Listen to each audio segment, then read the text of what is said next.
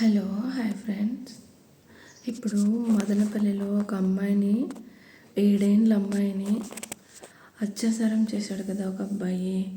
అయినా ఏం పోయే కాలం అసలు మన ఇండియాలో అసలు అమ్మాయిలకి అసలు ప్రొటెక్షన్ అనేది లేదు. అసలు మన ఇండియాలో అసలు ఏమీ లేదు, ప్రొటెక్షన్ అనే లేదు.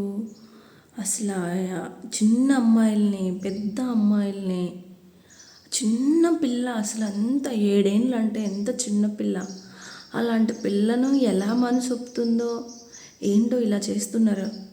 ఆ 7 ఏళ్ళ పిల్లని అత్యాచారం చేస్తే ఏమొస్తుంది? ప్రొటెక్షన్ అనేది లేదు మనకు. అసలు మన ఇండియాలో చిన్నపిల్లలకు ప్రొటెక్షన్ అనేది అసలు లేదు.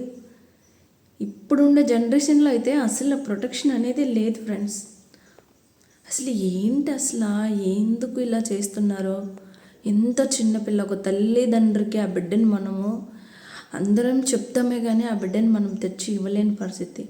అలాంటి దుర్మార్గులకు ఖచ్చితంగా కఠినమైన శిక్ష పడాలి, చంపేయాలి, అలాంటి వాళ్ళని చంపేసేయాలి.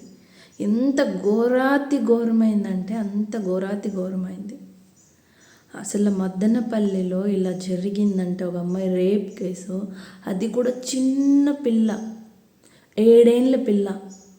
వాళ్ళ తల్లిదండ్రి ఎంత గోడాడుతున్నారో, ఎంత ఏడుస్తున్నారంటే అట్లా ఏడుస్తున్నారు. మళ్ళీ డమ్ములో పెట్టాడు ఆ పిల్ల. ఎంత ఇది పడి ఉంటుందో ఆ బిడ్డ. అసలు డమ్ములో పెట్టి నీళ్ళల్లో ముంచి మూతేసి, వాళ్ళ అమ్మ కూడా ఒక ఆడదే కదా, దానికి తెలీదు ఆ అమ్మకి ఒక చిన్న 7 ఏళ్ళ పిల్లని అలా చేయకపోతే ముందు దాన్ని చంపేయాలిరా బాబు. అది ఉండకూడదు. ఓకే ఫ్రెండ్స్, ఇలా ఉందన్నమాట మదనపల్లిలో. నాది కూడా కడపే, కానీ ఇలా చేస్తూ ఉన్నారు జనాలు. ఏంటో మరి తెలియదు.